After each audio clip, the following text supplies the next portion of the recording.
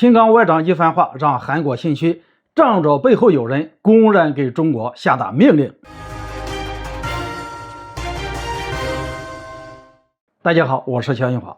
近些年来，某些国家却打着维护国际秩序的旗号，在一个中国原则上大做文章。对此，秦刚外长愤然发出警告：倘若谁要在中国主权安全问题上搞小动作，必将玩火自焚。事实上，中方已经不止一次给予警告，但是一些国家还是持续干涉中国内政。此番面向国际社会发出的表态，再次展现中国维护国家主权和领土完整的决心。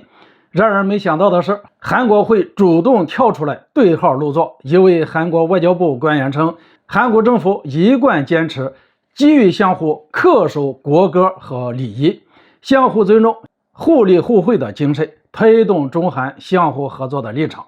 希望中方也能够给予回应，谨言慎行。说到这里，就有必要提一句了，从始至终，秦刚外长的警告就没有提到韩国，甚至没有点名任何一个国家。韩国如此迫不及待地抢在前头，比美国还要积极，莫不是心虚了？台海问题属于中国的内政，如果换句话说，中国也有官员像这位韩国官员一样，声称大韩民国不能对济州岛怎么样，韩国是什么反应呢？最近一段时间，韩国紧跟美国身后，频繁叫嚣中国，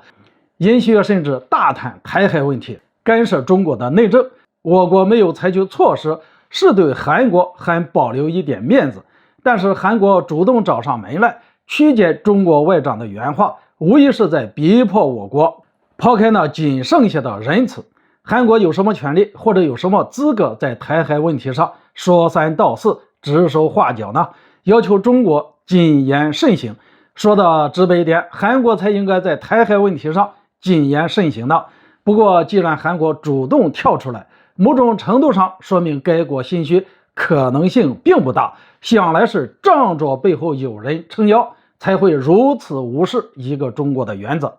并给中国下达所谓的命令，对中国提出质疑。据悉，由于韩国总统尹锡悦要对美国进行为期7天的访问，近几日韩国一直都在搞事情，包括在乌克兰问题上松口，计划对乌克兰进行军事援助。访美前夕频繁挑衅中俄，不排除是给美国递投名状，想用这种方式讨好美国，只是韩国一系列举动非常的危险。且不说俄罗斯能不能容忍，光是韩国在台海问题上的叫嚣，就足以让中国非常不满。首先，无视一个中国的原则，损害中国的核心利益，到最后必然会破坏中韩之间的关系。韩国为此要付出代价是迟早的事情。其次，韩国为了讨好美国这么做，会让中国对韩国彻底放弃幻想。有可能的话，韩国会成为中国首个被杀鸡儆猴的对象。美韩是盟友关系没有错，可韩国对美国而言什么都不是。美国不会在韩国关键时候伸出援手，这一点实际上包括韩国在内的任何一个国家都会在关键时刻被美国抛弃。尹锡悦如果头脑还算清醒，奉劝最好尽快迷途知返。好了，今天就说到这里，咱们下次见。